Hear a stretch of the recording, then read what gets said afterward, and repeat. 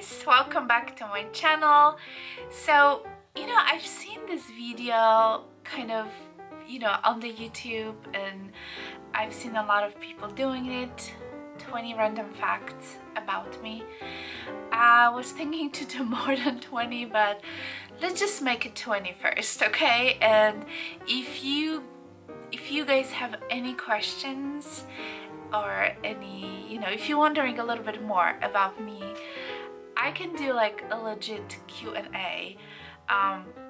So if you want to leave your questions down below in the description box, it would be great. This way I'll know if to do it or not. So let's do the 20 random facts about me, and hopefully you will get a chance to get to know me a little bit better. Okay, so I have everything written down in my Louis Vuitton, what is it, desk agenda, which I absolutely love. I have my calendar in here, and this is the Louis Vuitton calendar, by the way, and then I have like a notebook in here. So everything is written in my desk agenda, so I'm just gonna take a look in here. So let's start. Okay, fact number 1. I was born in Poland. For those who don't know, Poland is one of the biggest countries in Central Europe, and we have borders with 7 different countries. If you look at the map, there's a little bit of Russia, Belarus, Lithuania, Ukraine, there is Slovakia, Czech, Germany, and all the way up the north we have a Baltic Sea, and if you kind of go through the Baltic Sea, you can take like a ferry, you can get to the Denmark and Copenhagen, and yeah, there is a lot of possibilities in there. So yeah, so basically I was born there and I lived there for the first 20 years of my life. Number 2, I speak 2 languages. I speak obviously Polish, and I have learned English pretty much when I came here. So English is like my second language, so obviously I apologize if I ever mispronounce something, or just, if something sounds silly, just forgive me, guys. I also used to speak pretty good Russian, so let's say maybe I speak 2.5 languages, if that makes sense. Because when we were at school, we had a lot of Russians. Like we had to learn Russian, and other languages were not quite available for us to learn when I was at school. And so I remember speaking and writing pretty good Russian, but you know what? If you don't use it, you lose it. I still can kind of understand, but yeah, I don't consider myself knowing Russian anymore that much, so let's just stick to 2. Fact number 3, I am a dual citizen. So last year, over a year ago, I got my American citizenship, and I do still have my Polish citizenship, so yeah, I feel like it's the best of 2 worlds. I can travel with the European Union passport and American passport, and I can pretty much go wherever I want. So yeah, it's pretty convenient. When I was maybe 5 or 6, I think I was 5 years old, I had to have like a rushed surgery over Christmas Eve. It was December 24th, and if I think about it now, it was probably pretty like shocking, for my parents, because it's like, it's Christmas, and Christmas is such a big holiday in Poland. It's probably one of the most important holidays in Poland, Christmas and Easter. And it's just the fact that it happened on Christmas Eve, December 24th. It was, I was little, so I was like completely out of touch, but I do remember it very well, because I refused to go to the hospital before the Santa comes. So I remember my parents were like rushing with the whole like Christmas Eve dinner, and because in Poland Santa comes after Christmas Eve dinner. It doesn't come on Christmas Day, like overnight, doesn't sneak in. It comes at the evening of Christmas Eve. So I remember my parents just like rushing with everything, just get the dinner ready, because we went to the hospital in the morning and they told me I need to have a surgery ASAP. So yeah, so that was one of my Christmases. Okay, number 5. I was at the airplane when the engine caught on fire during the flight. So yeah, let me explain it. When I was at the college, I started college in Poland. It was a conservatory, music conservatory, and then I came to the US to continue my studies. So my parents always have me fly back home for Christmas and for summer. So one of the Christmas breaks, I was those few days before Christmas, as I was flying from Newark, New Jersey to Warsaw, through the Germany. I think it was through the Frankfurt, because the airlines I was taking at the time, it was the Lufthansa Airlines, which is very good German airlines. Like they're like very, very nice airlines. And when the airplane took off from Newark airport, maybe 20-25 minutes into the flight, the smoke started coming into the cabin. And you know what was surprising? Like, people were so calm. They would just start playing with their hands in the air, trying to, like, you know, kind of play with the smoke. I don't know, it was just bizarre thing, but everybody was so calm. Like, no one was screaming, there was like no panic on board, and you only could see that the cabin crew, you know, they were already walking by that time, and they suddenly all sat down and they buckled, and I was like, we're in trouble, right? So the pilot then you know, started speaking, and the only thing he said is that we have a little technical difficulties and we need to be going back to Newark. So it took probably another 45 minutes before we landed, because obviously he had to dump all that fuel. If the plane would land right after taking off, it would pretty much crash, because it has too much fuel, you know, because it was ready to go over the Atlantic Ocean. So he had to dump all the fuel, and of course it took about 45 minutes for us to land. And as we were landing, so now imagine the plane is landing pretty fast, right? It's still on a fast you know, gear, and there were those green fire trucks, 2 fire trucks on each side, running on the full speed along the landing plane, and they were pouring like a foam or whatever thing it was going over the plane as we were landing. So you can only imagine how fast those trucks were going. So yeah, the plane was pretty much completely covered in foam by the time we, you know, fully stopped. They you know, kind of, they started assessing the situation very quickly. They say there's no immediate danger, so they kept us on this plane for another probably 2 hours before they let us out, which was pretty ridiculous. But yeah, pretty shocking story, but we feel very lucky, whoever was on that plane. Number 6. I mentioned many times on my channel that my mom passed away 10 years ago, and her funeral was on my birthday. So that's obviously something that I remember. So like for the past 10 years, the birthday is kind of bittersweet.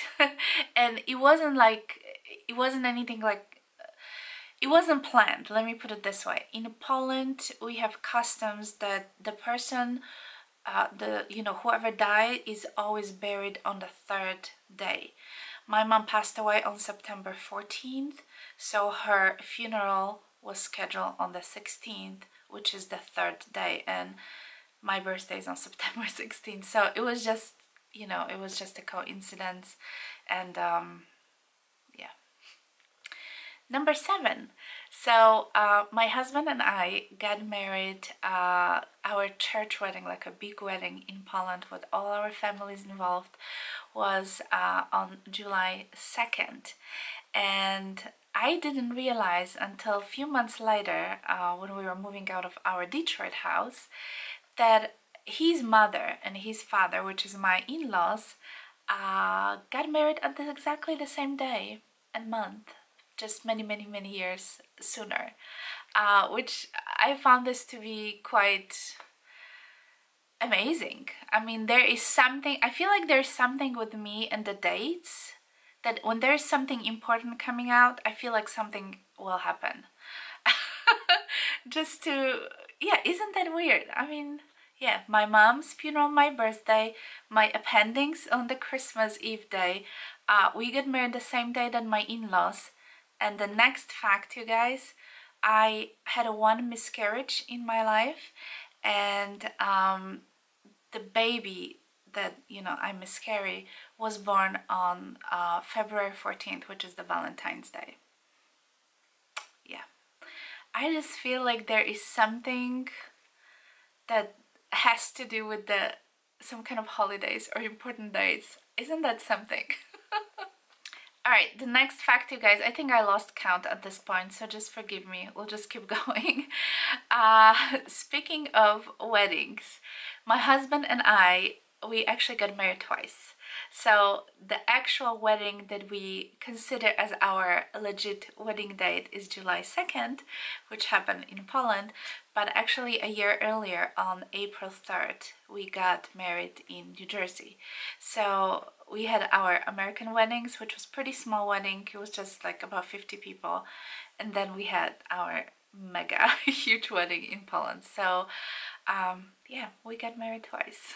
When I was a student, you know, as we all, we didn't have too much money, obviously.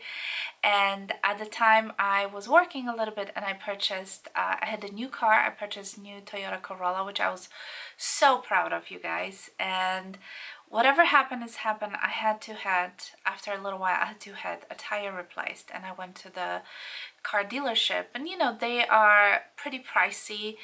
And I've got a discount at the dealership, only because I just took my violin and I started playing there. So it was pretty interesting. I just took that violin out of the case, and he told me, if you give us like a 5 minutes concert, I'll give you 15% off. And I said, you got it. I played at the Carnegie Hall. If you guys are familiar with the music or with the concert halls, the Carnegie Hall is one of the biggest and most beautiful halls in the United States, and it's located in New York City. And to me personally, from my you know, from the perspective of my work, you know, this is like such a big deal. So just the fact that I can put this on my resume that I did perform at the Carnegie Hall, it's really, really cool. I had to have my gallbladder removed when my second son was born. He was barely 3 months old, and I just had suddenly such a pain that I was rushed to the hospital.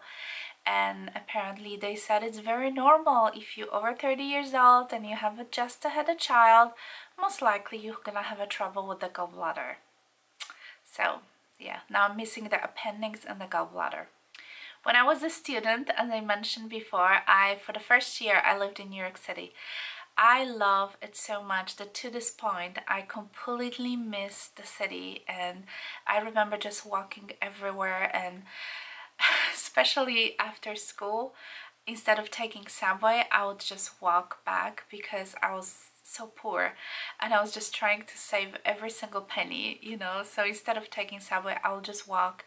And I had really amazing friends. My parents had amazing friends that actually they let me stay with them at the 64th Street, West 64th Street, which is Lincoln Center.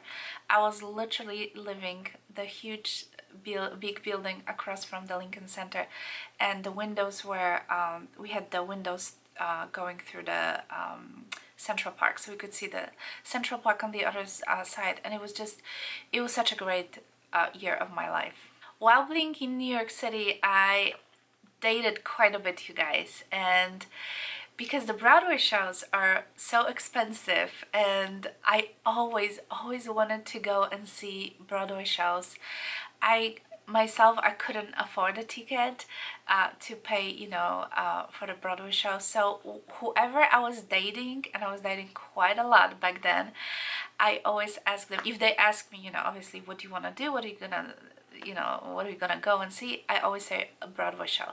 So I end up seeing lots of Broadway shows while I lived in New York City, and one of the very memorable was actually The Beauty and the Beast. And Toni Braxton was playing a leading role, and it was just so great. I mean, she had such amazing voice, and it was just like, I remember to this days. I mean, seeing Toni Braxton on the stage, it was just great.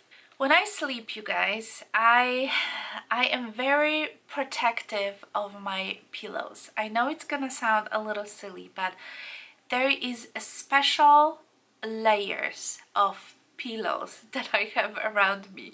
Like, my husband literally would complain that I put like a little divider, but it's not to divide from him, it's just, I don't know, I guess I sleep the funny way. I like to keep, you know, sometimes I go on my head like this, and I like to have a pillow under my hand. So whenever way I turn, I like to have a pillow around. So I know it's gonna sound very silly, but I have a trouble sleeping whenever I travel because I don't have enough of my pillows. You know what I mean? Yeah, it's very bizarre, but it's just, it's like a little system to the way I sleep. My very first job that I can recall was in Poland, and my brother was working at the jazz radio as a student, and he told me they have a jazz cafe or something like this. Why don't you hire yourself as a waitress so you can earn some, you know, extra money? I said, well, okay, I can do it. So that's what I did. They hired me, you know, everything was fine. You guys, I hated the job. I hated it so much that I quit it 2 days later. I was probably the most horrible waitress you can ever have. It's someone that you probably wouldn't want to give a tip to.